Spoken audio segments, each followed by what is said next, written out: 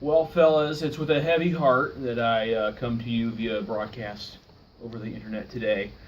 I have informed Commissioner Naylor that I will be withdrawing from the league after 6 quality seasons.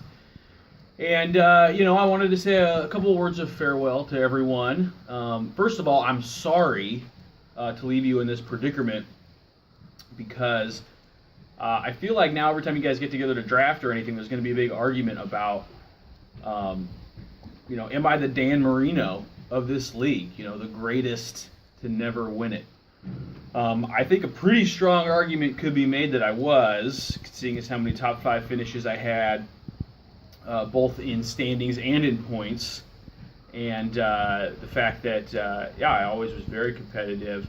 And I think I'm kind of that name that always came up every year is like, I think he's going to do it this year. And, for whatever reason, the chips didn't fall for me.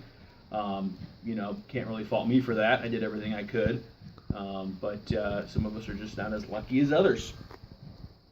Looking at you, Matt Yaslino. All right.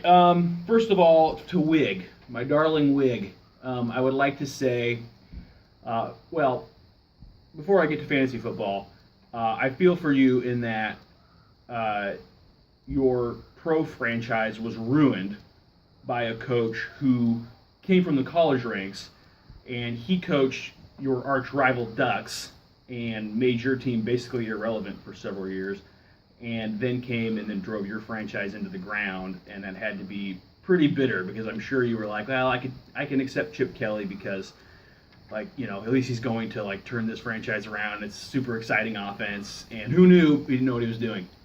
It's rough. A little bit frustrating too for you probably is the fact that then after he left and traded all your good talent away was that your team then gave up their future basically for a shitty mediocre quarterback who's not going to make a difference. On the fantasy side of things, Wig, I want to give you some heartfelt advice, and that is this, is that I feel like you are playing this game, at least in this league, like you are the smartest guy in the room. Well, you are not the smartest guy in the room. Naylor's the smartest guy in the room. You're the second smartest guy in the room. So when Naylor does a crazy blockbuster trade with 8 players, his team ends up way better, and then you do the same thing, but your team ends up crap. So if I were you, I would just abandon that strategy and come up with something else that kind of fits your style, right? What would I look? What's the not smartest guy but not the dumbest guy in the room gonna do? Do you know what I'm saying? Anyways, love you, dude, and good luck this year.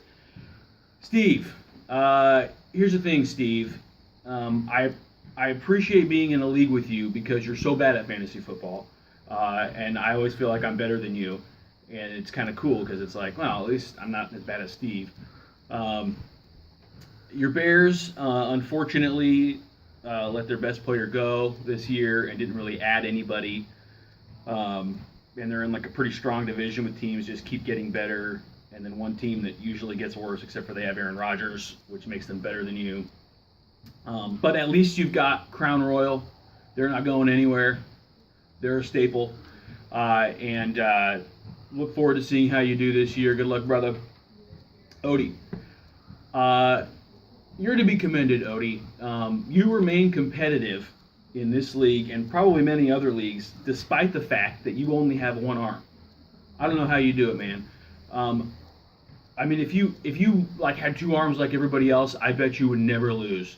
And the fact that you remain competitive is pretty inspiring. So good job, man.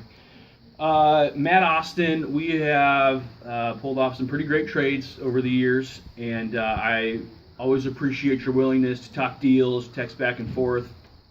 I will miss being in the league with you, man. Sorry about your Jets. But I'm saying that looking into the future, they had their one good season they have every year last year. So now they have 4 or 5 really shitty seasons coming up. But that's okay because you have that 5th season to look forward to, and you just lost 250 pounds. So what the fuck do you care? Matt Yazzolino. Matt, I love you. If anybody doesn't like Matt Yazzolino, they're a dick. One of the nicest guys I know. I was really happy to see you win the whole thing a couple years ago, and continued good luck to you, man. Matt Bryant, feel like, I've known you for quite a while. When you first started at Verizon, we were buds. Worked for me for a little bit there. Also, another quality individual, although you did drive a small purple car for a while. I hope you moved on from that. If not, I'm still making fun of you for it, I guess. But it was cute. It was a cute little car that you drove.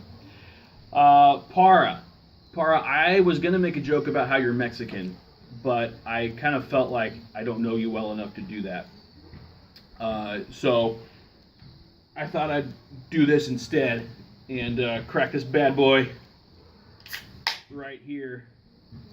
And here's to you. I'm going to drink this whole thing right now. Oh, I've never tried that before. That is awful. That's one of the worst things I've ever drank in my whole life.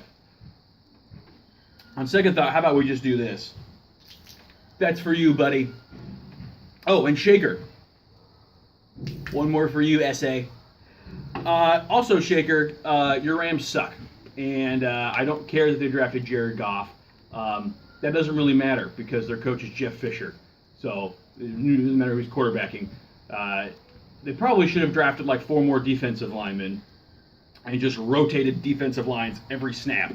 And that would probably have been a little bit better than drafting a quarterback who's never going to throw and is not going to make a difference. Oh, and you're in like an incredibly tough division that you'll never crack.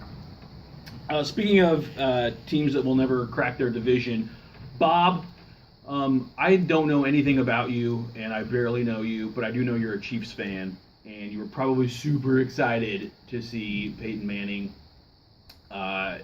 go, retire. But unfortunately, they're not. Your team's not going to do anything because they're the Chiefs, first of all, and second, the Raiders are looking strong. Here's one for the Raiders. So you'll continue to suck at fantasy probably because you're pretty bad at it. But maybe you have 1 or 2 years left of at least some sort of relevance before you guys go back to winning 4 games a year. Adam, I know you even less than I know Bob. I've never met you, I don't think. And you always draft from somewhere across the country where you have to Skype in. So wherever you were born sucks, and your favorite team is terrible. Roasted. And last but not least, Mr. Naylor. Jesse, it's been a pleasure being in this league. You do a great job running it, pay a lot of attention. It's funny, you kind of achieve this status in the league where you do a lot of trades, and they always seem to work out really well for you. And I feel like it's at this point, it's sort of like, those guys that go to Vegas and they buy into the World Series of Poker for like $10,000 just so they can hopefully make it a couple of days and then tell all their buddies that they lost to Phil Hellmuth. Like, I feel like that's why people trade with you at this point. It's like they just want to go be like, oh, Naylor accepted to trade for me. He's smart. He writes on a sports blog. And that's awesome. I'm glad you've been able to kind of pigeonhole some of the dumber members of the league into trading with you all the time, giving you their best players. It's a skill I think we could all draw from, we could all learn from. And maybe at some point you could have like some sort of like seminar or like, online tutorial, you charge a couple bucks for. I think it can be really lucrative. Well, I guess it's time for me to say goodbye. Loved being in the league for a few years, and have a good season, fellas. Here's to the players.